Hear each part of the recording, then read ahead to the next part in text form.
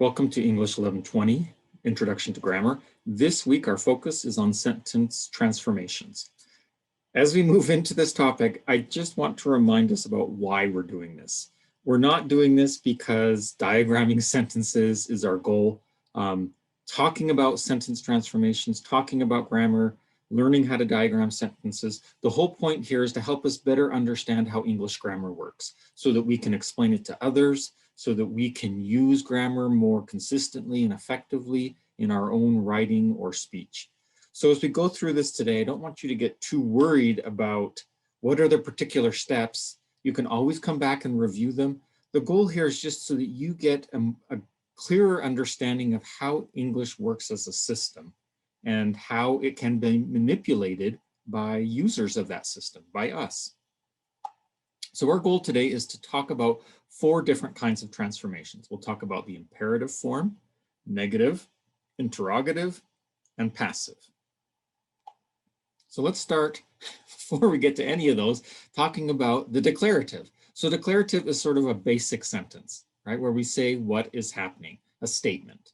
So we've been working with declarative forms throughout this semester. The chef cooks the soup is a declarative sentence. Okay? It's explaining an action that is happening. But let's now talk about imperative forms. So the imperative is sometimes called the command form, and it is missing the subject. There's an implied subject. This is really the only situation usually in English where we don't state the subject of a sentence. Other languages sometimes can drop the subject because of the way their grammar works, because of their morphology. The subject is implied sometimes just through the way that the verb is formed. In English, we really don't do this except with the imperative. So we have this expression, you might say, clean up this room. And what's implied there is the you. You clean up this room. So it's a command, or we say the imperative form. But we don't have to say you because you is understood because we're giving a command to someone. So how do we transform it? First thing we do is we would start with a declarative sentence that has the you. And then what we do is we drop the you. And then we remove tense from the verb. Now, normally this doesn't really matter with most verbs in English because, as we've already learned, a present tense verb in English is only inflected with the S for third person singular. And if you is the subject, then there's not really going to be a difference between you that doesn't have tense and you that does have tense. There's no inflectional marker on it, except for the verb be, which we will see. So here's a sentence that we might start with this imperative sentence, wash the car tonight. But if we were to make that a declarative sentence, we'd have you wash the car tonight. So our first step is get rid of the you. We drop it, and then we have wash the car tonight. And then we look at wash and we remove tense from it. Now, as we've said, wash fitting for for the second person, you, is no different than wash without tense at all in its base form. It's the same. So we don't have to make any changes to it. We've got wash the car tonight. But this is different when we deal with the verb be, because the verb be is conjugated differently for second person than it is in its base form. So we would take our imperative sentence, be on time for the party tonight, make it declarative is you are on time for the party. And now we're seeing that be has changed, right? You are. First thing we need to do is drop you from the sentence. We get are on time for the party. But we know this doesn't sound right to us, right? You can't say to someone, are on time for the party. What we have to do is you have to remove tense from that verb. And so it gets its base form, which is be, and then we say be on time for the party. And now it sounds right to English users. Okay, so imperative is fairly simple. It just has one extra step of removing tense when we're dealing with the verb be. Traditionally, when we diagram, read Kellogg's diagrams with the imperative form, traditional way is just to use an X for the subject. So you would just put X in the subject spot and then be, whatever the verb phrase is, the predicate there, be on time for the party. Another way to do it would be to put you there, but maybe in parentheses to show that it's implied, but it's not stated. To me, I think that's a little bit clearer, but that's not the traditional way to do it. So, you might put it as you, in parentheses, wash the car tonight. The is our determiner coming off of our object. Tonight is our adverbial phrase. Okay,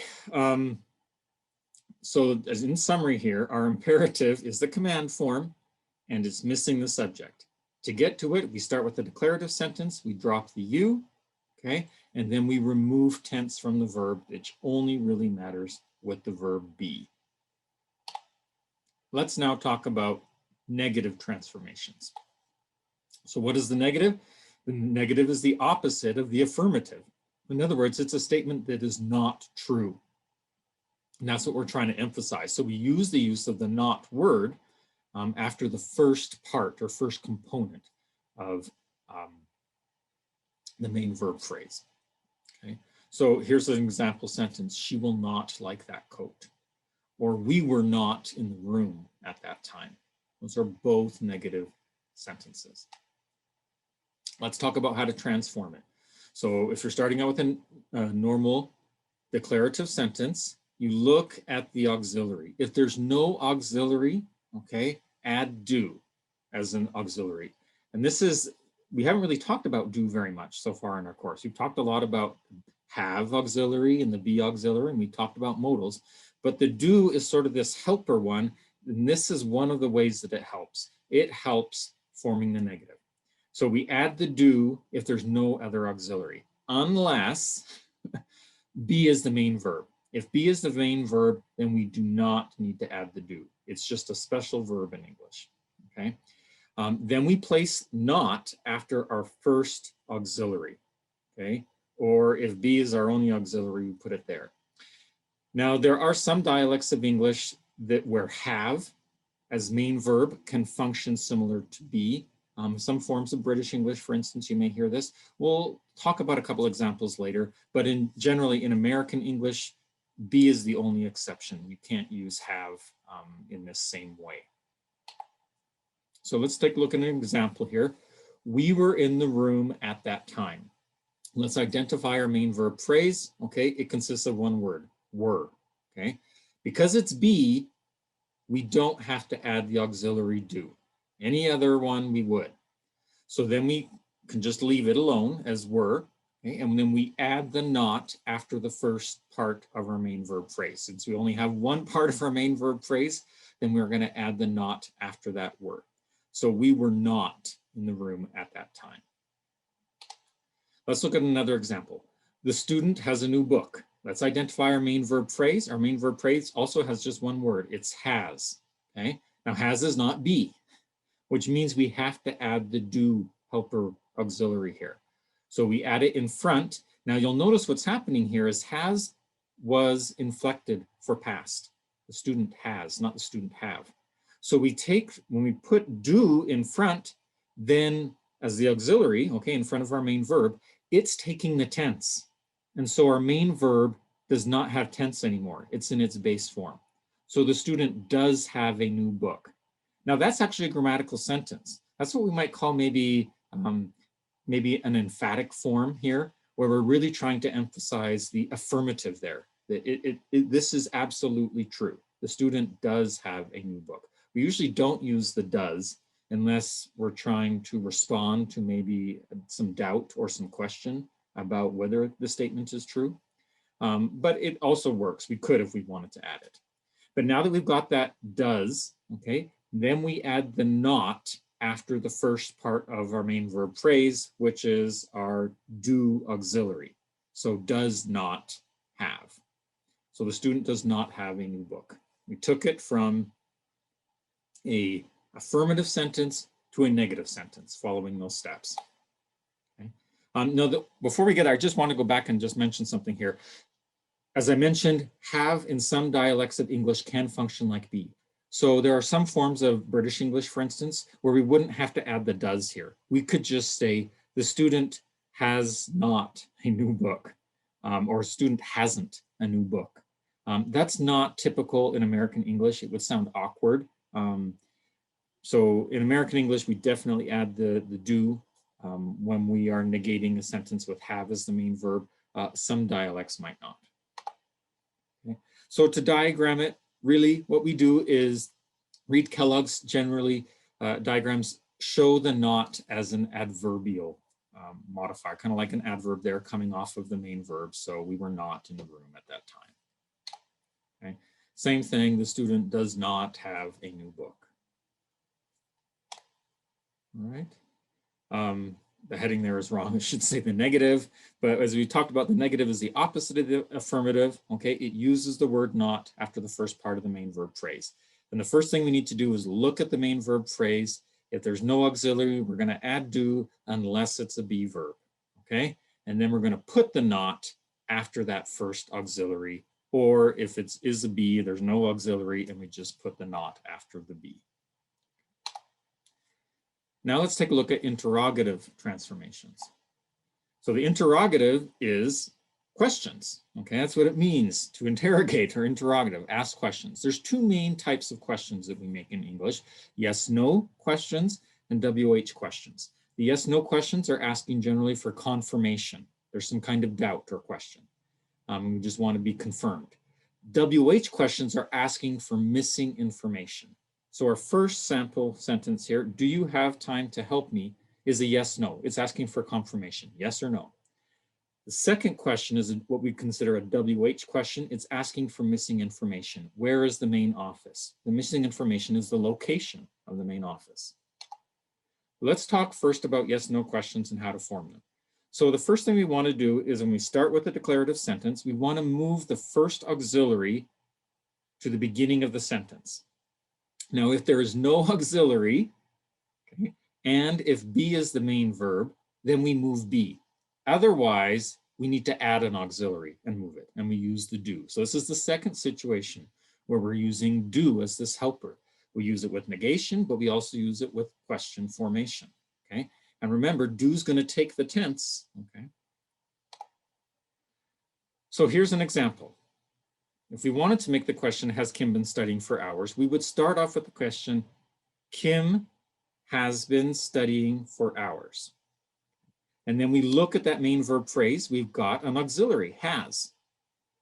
And so we take has and we put it at the beginning of the sentence. So has Kim been studying for hours? Okay. And then we don't need to make any other changes. We didn't have to add the do because we already had an auxiliary. So now we have our question, okay? Has Kim been studying for hours? Let's look at another example. If we wanted to create the question, do you have time to help me? We would start off with the base sentence, which is, you have time to help me. Okay? Now we look at the main verb phrase. It only has one word, okay? Our main verb, which is have, okay? Have sometimes is an auxiliary, but it's not here, which means we don't have an auxiliary and it's not a main verb of be. So we have to add the do helper verb. So you do have time to help me. Okay, this sounds like the emphatic sentence, right? And then we move that auxiliary now to the front of the sentence. Do you have time to help me? Okay, and now we've got our question. When we diagram it, we generally just diagram it as in normal, as though it were a declarative sentence, okay? But often what you'll see is they will capitalize the auxiliary or the main verb that's been moved to the front of the sentence with that first letter capitalized. And that sort of signals that it's intended as a question and not as a declarative sentence. So has Kim been studying for hours? But it looks like Kim has been studying for hours. Okay, I just wanted to talk about some other instances of variations on the yes, no question. One of them is a negative question. So if we wanted, rather than to say that we want to affirm that something's true, we want to maybe get confirmation that something is not true. If that's the case, we're going to move both the auxiliary and the not to the beginning of the sentence if the contraction is used. So here's our normal sentence. He knows the answer. And our normal way to make that a question is, does he know the answer, right? We have to add the do, okay? And the do has to take tense, so it becomes does, and we put it at the beginning. Does he know the answer? Let's do it as a negative one now. He does not know the answer, okay? So what we can do now is, we've already got the does, because it was created in order to make this sentence negative. So we just take the does and we put it at the beginning of the sentence. Does he not know the answer? Okay. But if we have used a contraction in that original negative sentence, he doesn't know the answer. Then when we move the does to the beginning, we take the contraction with it. Okay. And we have doesn't he know the answer? Okay. So it's just a minor difference there, whether or not the does not or the doesn't. If it's does not, we can leave the not where it is and we just move the does. If it's the contracted form doesn't, then we move the whole contraction to the front of the sentence. Another type of variation of the yes/no question is a tag question. So a tag question is when we add sort of a question on the end of a declarative statement. Let's look at some examples here. So you got my email, didn't you? Okay, that's a tag question. We have a declarative sentence, you got my email, and then we have the didn't you at the end. Okay? The way we do this is if we're using an affirmative statement at the beginning, then our tag is going to consist of the auxiliary, okay, the pronoun, and the not. If it's a negative sentence, then our tag question is going to have our auxiliary and our pronoun, but it will not contain the not because we already have a not in the original sentence.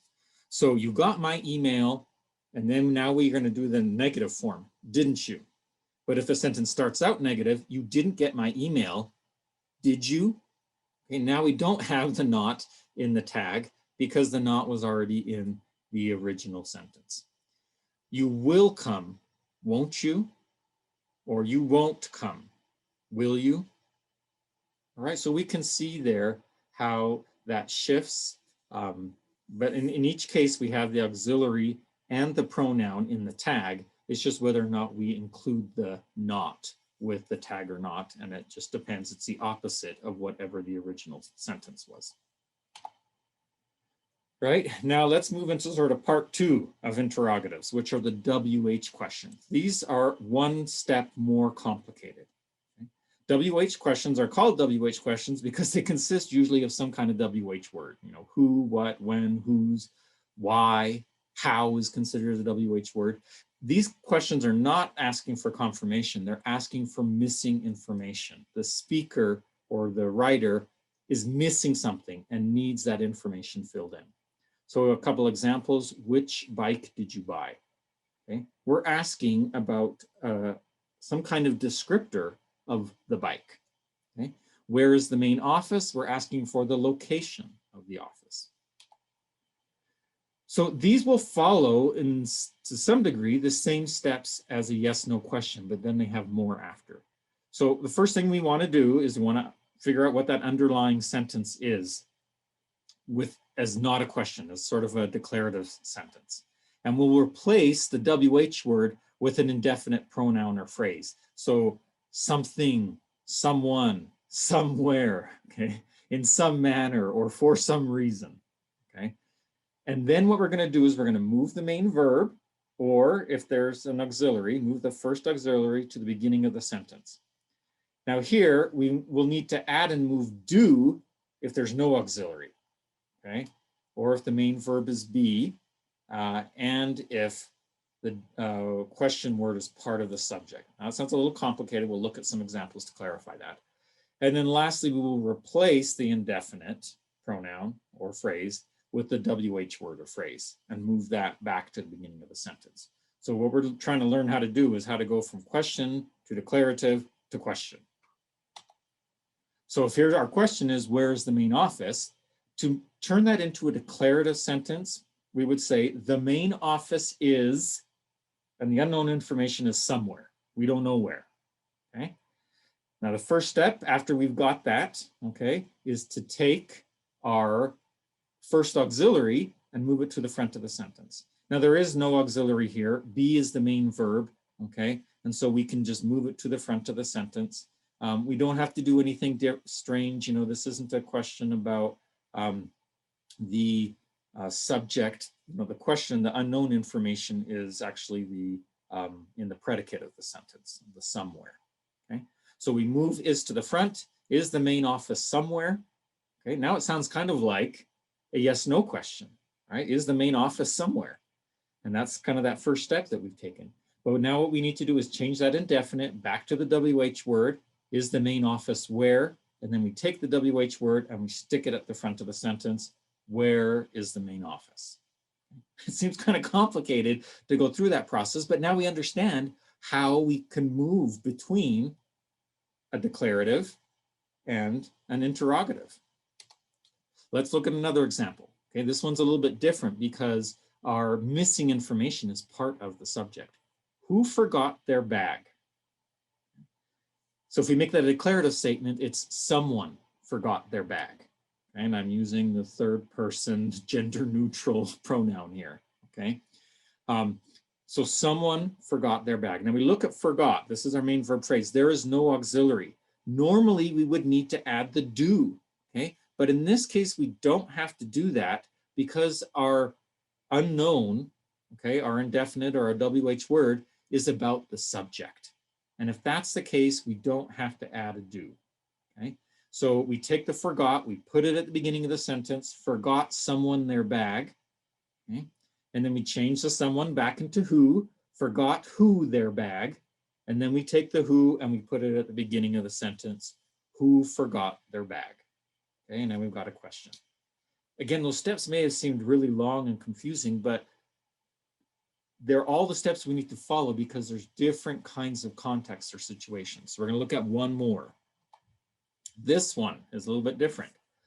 Okay, which bike did you buy? If we make this a declarative sentence, it's you bought some bike. Okay, now some bike, our unknown here is actually our determiner or our adjective. It's coming in front of the noun. So we want to treat it as a phrase on its own. We're not just going to move that some on its own. Some bike, we're going to move it as a whole unit. Okay. But before we get around to moving that, we need to look at our verb. Okay. Our verb is bought. There is no auxiliary and it's not a be. Okay? And our question is not about the subject. It's about part of the predicate. Okay. So in this case, we do need the do verb, helper verb. So we add it there. When we add it, it's going to take the tense. It's going to change from do to did. And as a result, our main verb phrase will lose tense and it will be in its base form. So you did buy some bike. Okay. Now that we've got that added, we've added the do. Okay. Now we take that first auxiliary and we move it to the front of the sentence. Did you buy some bike? Okay, now it's sounding a little bit more like a yes/no question. Okay, but now we take our indefinite there, which is the some. Okay, we substitute back our WH word. Did you buy which bike? Or what bike would also work in this situation. Okay, and then we take that which, and because this one is a special one where it's a determiner, okay, we need to take that whole noun phrase there, which bike, and put it at the front. Okay, which bike did you buy? All right. So when we're diagramming these, generally we diagram them as sort of, they would look like a declarative sentence, except the WH word is going to take place of that missing information, where it would normally appear in a declarative sentence. So which bike did you buy will look like you did buy which bike. Okay, and where is the main office will appear as the main office is where. Okay, here's one more. Okay, who forgot their bag is going to look like who forgot their bag. Okay, as if who is the person. All right, so just keep in mind interrogatives, these are the questions. Okay, yes, no, or WH questions. Yes, no asks for confirmation. WH asks for information. And the first step we need to do is move the auxiliary, okay, to the beginning of the sentence. Okay, if there's no auxiliary, we can look at be. If be is the main verb, we can move it to the front of the sentence. Otherwise, we're going to have to add do, okay, with taking the tense, unless it's a WH question about the subject, okay, like our who example. And then if it's a WH question, we're going to replace that indefinite, okay, pronoun with the WH and move the WH to the beginning. If it's just a yes/no question, we don't have that second step. Okay, we're already done once we've moved the auxiliary. All right, here's our last transformation that we're going to cover in this video. This is passive transformations. Passive transformations, often called passive voice, okay, is the opposite of active voice. And so active voice is when the agent or the actor is the grammatical subject of the sentence. Passive voice is the opposite. So the agent or the actor is not the grammatical subject of the sentence. So instead of focusing on this actor or agent at the beginning of the sentence, the focus is going to be on the action that is happening in the sentence. So our first example there, the lamp was broken by the dog. The lamp is not doing anything in this sentence. Okay, it's having an action upon it, okay, by the dog. But the dog is at the end here because we've moved it to passive voice. Same thing with the food will have been eaten by the guests before we arrived. Okay, and here, so the food's not doing anything. It's the guests that are doing it, but we've swapped the order of the agent and the object. So in order to understand how to do passive voice, we just need to have a reminder of how active voice works. And active voice is what we've already been doing, okay? Now in the main verb phrase of active voice, we have tense, we optionally have a modal, we have the perfect, we have the progressive aspect, and then we have our main verb. The only ones that we really need to have are tense and main verb, but we could have those middle ones, okay? And just remember that the perfect is the have, auxiliary, that passes the en or the past participle inflection onto the next part, and that the progressive uses the be auxiliary and it passes the present participle, i.e. ing inflection onto the next part, which would be the main verb if it's there, okay? So an example sentence, the dog broke the lamp. This is an active voice. And if we look at our main verb phrase, we have broke. This consists really of two parts, our tense, which is past tense, and our main verb. And so that's why it's not the dog break the lamp, it's the dog broke the lamp, because we were trying to talk about a past action. We don't have modal, we don't have perfect, we don't have progressive in that first example. In our second example, we do have some of these things. So let's look at it. The guests will have eaten the food before we arrived. Okay. We have the modal will. We have the perfect in the have and the en, which gets sent to the main verb, which is eat, and that's why eat becomes eaten. Okay, we don't have any progressive in this sentence. So the guests will have eaten the food before we arrive. Both of those are active voice. The actor or the subject of the sentence is doing the action. Passive voice is a little bit different. With passive voice, we have tense, we could have a modal, we could have the perfect aspect, but we must have the passive formation and then the main verb. And we'll talk about what that passive formation is, okay? So again, tense could be past or present, modal, we know what perfect is. Passive voice uses the be auxiliary, but instead of taking the present participle, the ing inflection, it takes the past participle, the same as the perfect. So it also takes the en ending, which it passes on to the main verb of the sentence. So here's our first example. The lamp was broken by the dog. Here we have tense, we have passive, and we have the main verb. And we can see tense in that the passive be helper verb is in the past. Instead of is, it's was. Okay? And then we see the other part of the passive, that past participle en, is being shifted to the main verb, and that's why it's broken instead of break, or even broke, which would just be past tense. It's broken, which is the past participle, the en ending. Okay? Our next one here, we're going to have, okay, normally we would have tense, but because we have a modal, the tense is blocked from the modal, okay? And so we just have will, okay? Now we have a perfect in here. Okay, the perfect aspect. So we have the have. Now the have doesn't become has or anything because there's no tense being passed on to it. So will have, okay? And then the en from the have is being put on the be from the passive. So will have been or will have been, okay? And then the en from the passive goes on to the main verb, and that's where we get eaten. So the food will have been eaten by the guests. All right, that's a lot to think about. We do this very easily in fluent English, but those are all the things that are involved in making that happen. Let's talk about how it's transformed then. So if you have a normal active voice sentence and you want to make it passive, you follow these 4 steps. First, move the agent to the end of the sentence and front that noun phrase, okay, by the preposition by. Okay, so what was our subject is now becoming a prepositional phrase at the end of the sentence. Then we're going to find the object, whether it's a direct object or indirect object, and we're going to move it to the front of the sentence.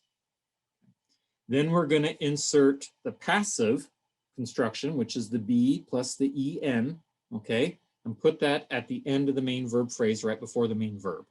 Okay, and that en, remember, is going to be passed on to the main verb. So the main verb will always be the past participle if you're using passive voice.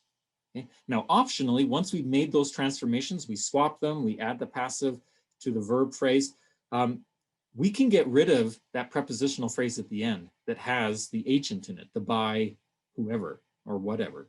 Okay? It's not necessary to make a grammatical sentence anymore because we have passive voice.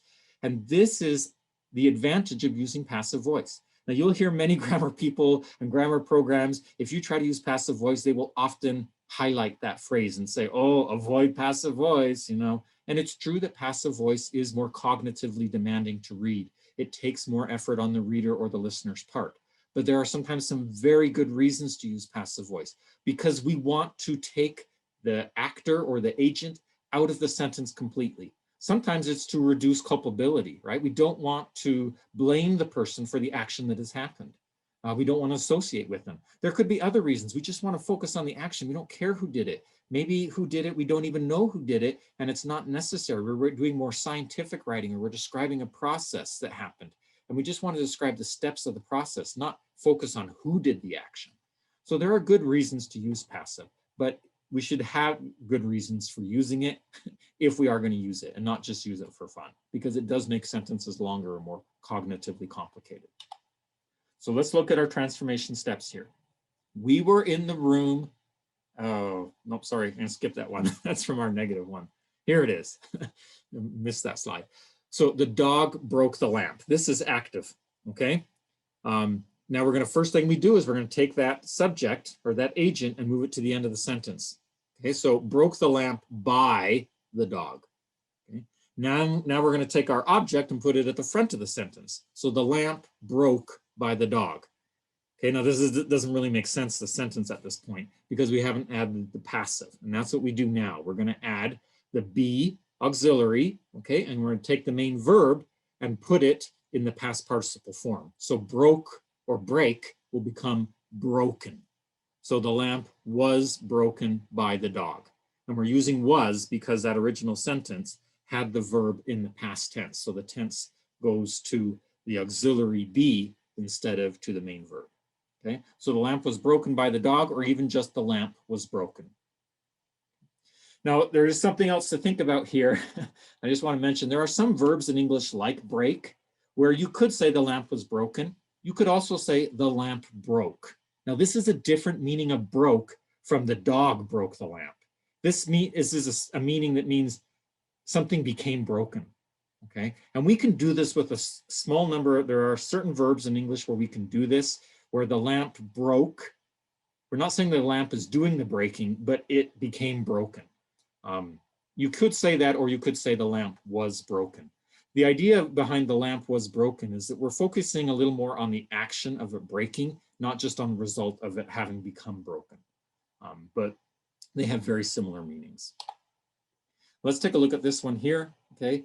The guests will have eaten the food.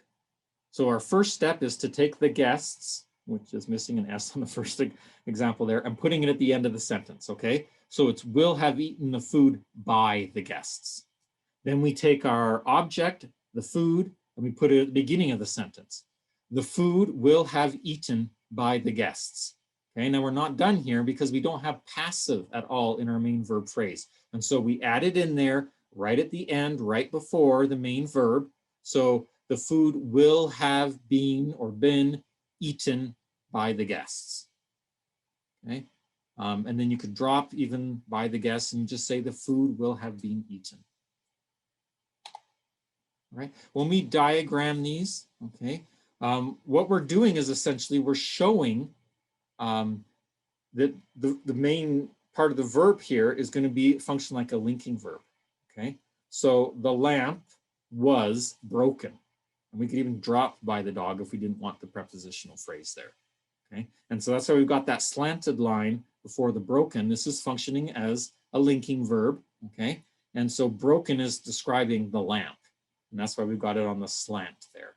Okay? It's an adjective at this point.